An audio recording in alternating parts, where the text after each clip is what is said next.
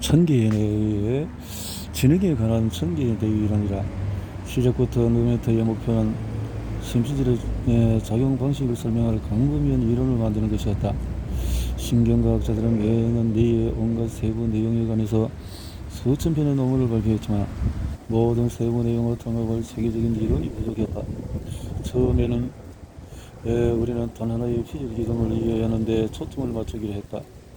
우리는 피질 기둥이 물리적으로 복잡하며 따라서 뭔가 복잡한 일을 한다는 사실을 알고 있었다. 만약에 하나의 피질 기둥이 무슨 일을 하는지 모른다면 이 장에서 보여주었듯이 피질 기둥들이 왜 다소 위계적인 방식으로 서로 연결되어 있느냐라고 묻는 것은 쓸데없는 질문이다. 그것은 사람들에 대해서 아는 것이 아무것도 없는 상태에서 사회가 어떻게 돌아가느냐고 묻는 것과 같다. 이제 우리는 피질 기둥이 무슨 일을 하는지 많은 것을 안다. 우리는 각각의 피질 기둥이 감각 운동체계라는 것을 안다. 우리는 각각의 피질 기둥이 수백 개의 대장의 모형을 배울 수 있고 모형들이 기준틀을 바탕으로 만들어진다는 사실을 안다. 일단 피질 기둥이 이런 일을 한다는 사실을 알고 나자 신피질 전체가 전에 생각했는 것과 다르게 작용한다는 사실이 명백해졌다. 우리는 이 새로운 관점을 진행해가는 천계의 뇌이론이라고 부른다. 천계의 뇌이론이 무엇인지 설명하기 전에 이것이 어떤 이론을 대체하는지 알면 이해하는 데 큰 도움이 된다. 신피질에 관한 기존의 견해. 오늘의 신피질을 바라보는 가장 보편적인 방법은 신피질이 플로우 차트와 같다고 보는 것이다. 감각에서 온 정보가 신피질의 한 영역에서 다음 영역으로 지나가면서 단계별로 처리가 된다. 과학자들은 이것을 특질 탐지기 위계라고 부른다. 이것은 주로 시각을 설명할 때 적용되는데 그 과정은 다음과 같다. 망막의 각 세포는 상의 작은 부분에 있는 빛의 존재를 탐지한다. 이 영역을 받는 신피질의 첫 번째 영역을 V1 영역이라고 부른다. V1 영역의 각 신경세포는 망막 중에서 작은 부분에서 오는 입력만 받는다. 그것은 마치 빨대를 통해서 세계를 바라보는 것과 같다. 이 사실들은 V1 영역의 피질 기둥들이 완전히 대상을 인식하지 못한다는 것을 시사한다. 따라서 V1의 역할은 상의 국제적인 부분에 있는 선이나 가장자리 같은 작은 시각적인 특질을 탐지하는 것에 국한된다.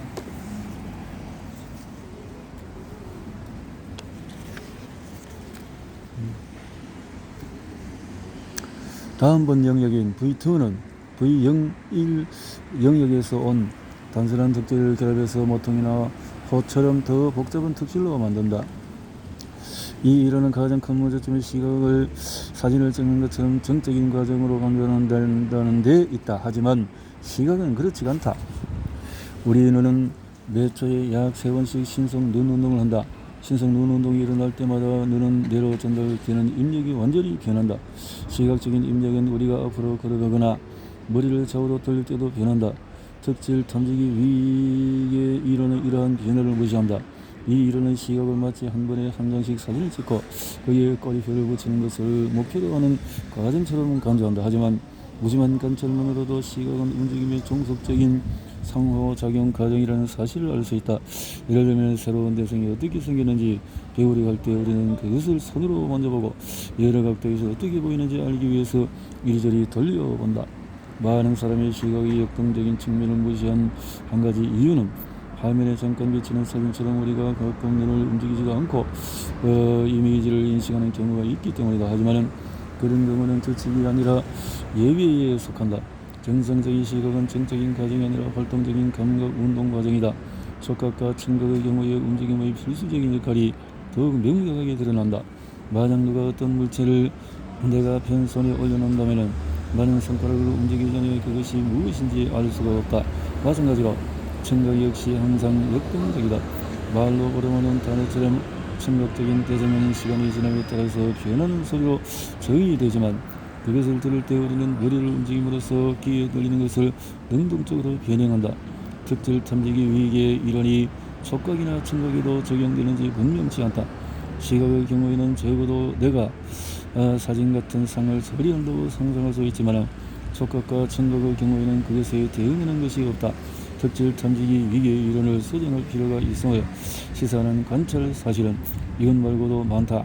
그중에 몇 가지를 아래 소개하는데 모두 시각에 관련된 것이다.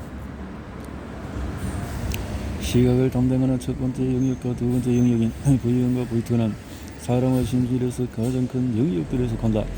이것들은 완전히 대상을 인식하는 다른 시각 영역에 비해서 상당히 크다. 왜 작은 특질을 탐지하는 영역은 이 완전히 대상을 인식하는 영역보다도 뇌에서도 큰 부분을 차지할까? 생쥐 같은 일부 포유류에서는 이 불균형이 더 심하게 나타난다. 생쥐의 부위의 영역은 전체 신비질 중에서 상당히 큰 부분을 차지한다. 이에 비해서 생쥐의 다른 시각 영역들은 아주 작다. 그래서 생쥐의 시각장에서 거의 전부가 부위의 영역에서 일어나는 것처럼 보인다. 부위원 눈이 신속 눈운동을 하면서 한 고정점에서 다른 고정점으로 움직일 때 V1, V2의 영역의 일부 신경세포는 놀라운 일을 하게 된다. 망막 중심에는 주변보다도 광수용기가 더 높다. 1장에서 지적했듯이 신비질 영역들이 사이의 연결 중에서 일부는 단계별 플로 차트처럼 위계가 있는 뜻이 보이지만 대다수는 그렇지가 않다. 특질 탐지기 위계 이론은 신비질이 상을 어떻게 인식하는지 설명할 수 있다 하더라도 우리가 대상의 3차원 구조를 어떻게 배우는지, 어떻게 대상이 다른 대상들로 이루어져 있는지, 대상이 시간이 지나면서 어떻게 변하고 행동하는지에 대해서 아무런 통찰도 주지 못한다. 이 모든 모순과 단점을 감안하면 특질 탐지기 위계 이론이 왜 아직도 널리 주장되고 있는지 의아할 것이다. 여기는 여러 이유가 있다. 첫째, 이 이론은 많은 데이터와 맞아떨어지며 특히 오래전에 얻은 데이터와 잘 맞아떨어진다. 심피질에 대한 새로운 견해, 표절기둥의 기준틀이 또는 우리의 조정인 심피질의 작용 방식에 대해서 완전히 다른 사고방식을 시사한다. 이것은 심지어 저 수준 감각 영역이 있는 피질기둥까지 포함해서 모든 피질기둥이 완전한 대상을 배우고 인식할 능력이 있다고 말한다. 심피질은 특정 대상의 모형을 많이 만든다. 그 모형들은 제각각 다른 피질 기둥에 존재한다. 이것들은 똑같지 않지만 서로 보완적이다. 한 피질 기둥이 세계 속에 존재하는 모든 대상의 모형을 배울 수는 없다. 그것은 불가능하다. 무엇보다도 한 피질 기둥이 배울 수 있는 대상의 수에는 물리적인 한계가 있다. 우리는 아직 그 능력이 어느 정도인지는 모르지만 우리의 시뮬레이션 결과에 따르면 한 피질 기둥이 복잡한 물체 수백 개를 배울 능력이 있다. 시각 같은 단 하나의 감각 양상 내에서도 피질 기둥은 각각 다른 종류의 입력을 받아서 서로 다른 종류의 모형을 배울 수가 있다. 뇌에서 지식은 어디에 저장이 되는가? 뇌에서 지식은 뇌에서 지식은 분산되어 있다. 우리가 아는 지식 중에서 한 세포나 한 피질처럼 한 장소에 저장된 것은 하나도 없다. 홀로그램처럼 모든 것에 저장되는 경우도 없다. 어떤 것에 대한 지식은 수천 개의 피질기둥에 분산되어 있지만 이것은 모든 피질기둥의 작은 부분 집합에 지나지 않는다. 커피잔을 다시 생각해봐라. 커피잔에 대한 지식은 뇌에서 어디에 저장되어 있을까? 망막에서 입력을 받는 시각 영역이란 많은 피질기둥이 있다. 커피잔의 일부를 보는 각각의 피질기둥은 커피잔 모양을 배우고 그것을 인식하려고 노력한다. 이와 비슷하게 만약 우리가 손으로 커피잔을 잡으면 심피질 중에서 촉각 영역에서 수십 개 내지 수백 개의 모형이 활성화된다. 단일 커피잔 모양은 존재하지 않는다. 우리가 커피잔에 대해서 아는 것은 수천 개의 피질기둥 수천 개의 모형으로 존재하는데 수천 개는 심피질의 천 개의 피질기둥 중에서 아주 작은 일부에 불과하다. 수천 개.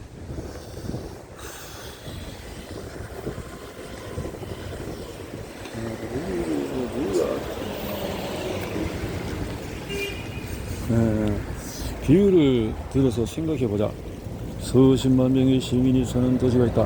이 도시는 각 가정에서 깨끗한 물을 공급하기 위해서 수도관과 펌프 수조, 여가 장치가 설치되어 있다. 상수도 체계가 원활하게 작동하려면 보수와 유지가 필요하다. 상수도 체계를 보수 유지하는 데 필요한 지식은 어디에 있을까?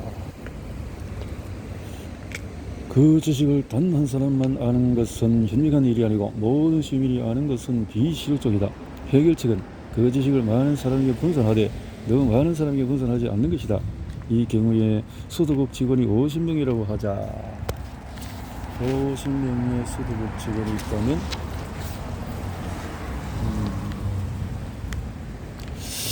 자, 그러면 상수도 체계가 모두 100개의 요소로 이루어져 있다고 가정하면 그러면 수조가 100개가 있다고 할 때 50명 각자 20개를 보수하고 그렇게 하면 각자가 아는 20개 요소는 서로 다르지만 서로 겹치는 것도 있다. 그렇다면 상수도 체계의 지식은 어디에 저장되는가? 100개 요소 중에서 각각의 요소에 대한 지식을 아는 사람은 약 10명이다.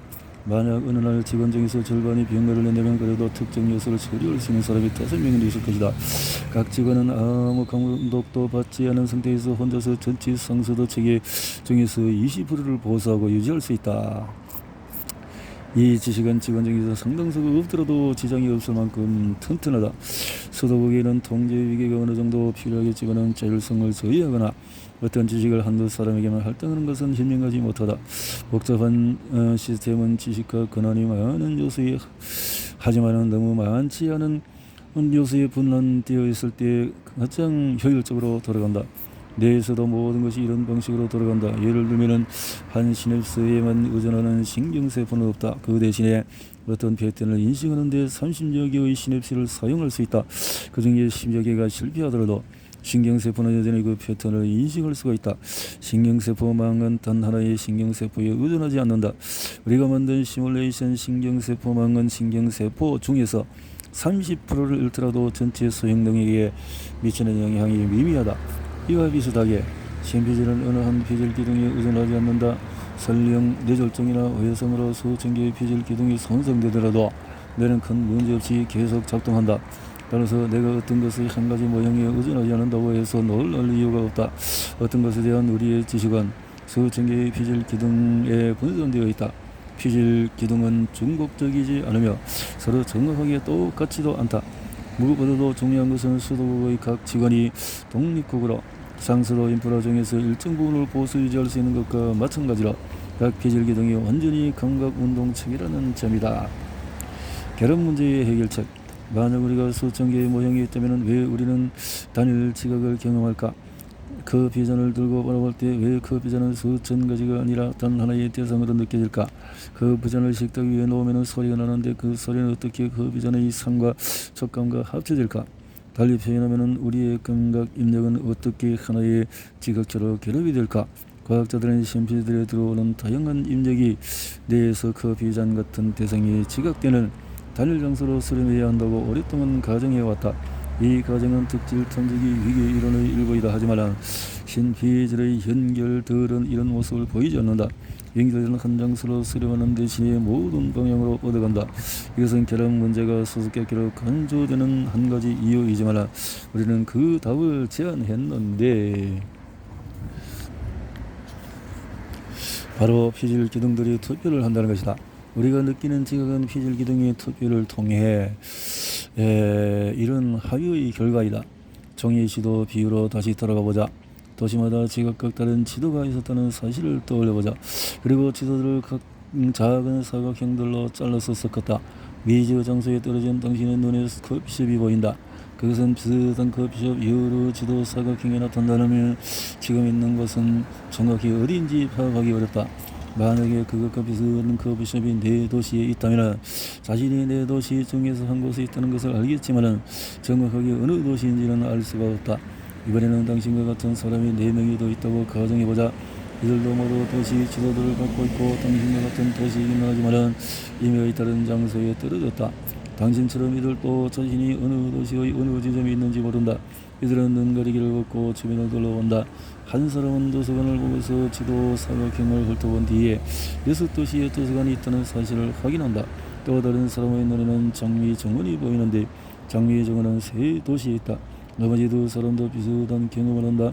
어느 누구도 자신이 어느 도시에 있는지 모르지만 이들은 모두 가능한 도시 후보 목록을 갖고 있다. 마침 5명 모두 자신이 있을 가능성이 있는 도시와 위치 목록을 알려주는 앱을 휴대전화에 갖고 있다. 그리고 5명 모두 다른 사람의 목록에 접근할 수가 있다. 모든 사람의 목록에 포함된 도시는 9번 도시뿐이다. 그래서 이제 모두 자신이 있는 도시가 9번이라는 사실을 안다.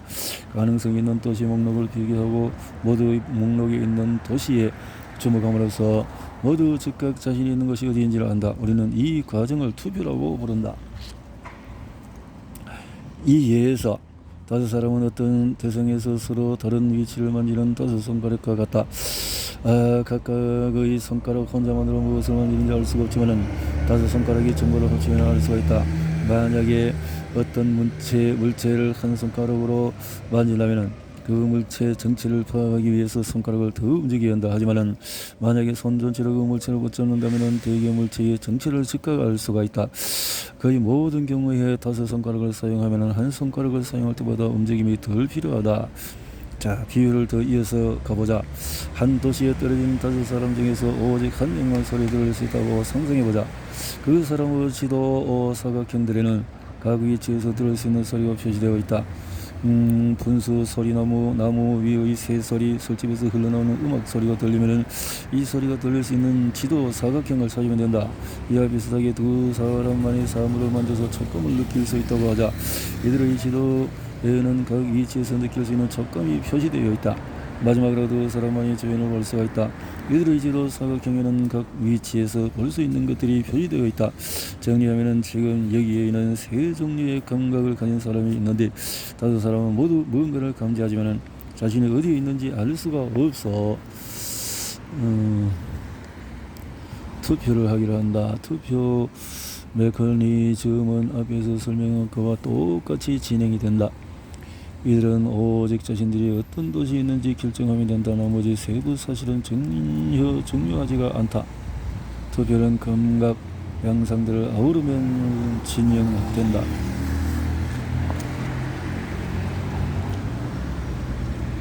다른 사람에 대해서 알 필요가 없다는 점에 주의하라. 당신은 그들이 어떤 감각을 가졌는지 혹은 지도를 얼마나 가졌는지 알 필요가 없다. 그들의 지도가 당신의 지도보다 사각이 더 많은지 적은지 혹은 사각형대로 더 넓은 지역을 나타내는데 더 좁은 지역을 나타내는지도 알 필요가 없다. 그들이 어떻게 움직이는지도 알 필요가 없다. 어떤 사람은 사각형을 건너뛰며 갈 수도 있고 어떤 사람은 대각선 방향으로 움직일 수도 있다. 이런 세부 사실들은 전혀 중요하지 않다. 유일한 필요 조건은 모두가 가능한 도시들의 목록을 공유하는 것이다. 기절기둥들 사이에서 일어나는 투표는 결합 문제를 해결한다. 투표를 통해서 내는 수많은 종류의 감각 입력을 합쳐 현재 감지되는 것을 대표하는 단일 지각체로 만들 수 있다. 투표는 고려해야 할 요소가 하나 더 있다. 어떤 물체를 손으로 붙잡을 때 우리는 손가락을 대표하는 촉각 기질 기둥들이 또 다른 종류의 정보를 공유한다고 생각한다. 그 정보는 바로 서로에 대한 상대적인 위치인데 이 정보 덕분에 만지는 것이 무엇인지 추측하기가 더 쉬워진다. 우리의 탐험가 5사람이 미지의 도시에 떨어졌다고 상상해보자. 이들은 많은 도시에 존재하는 5가지를 볼 가능성이 매우 높다.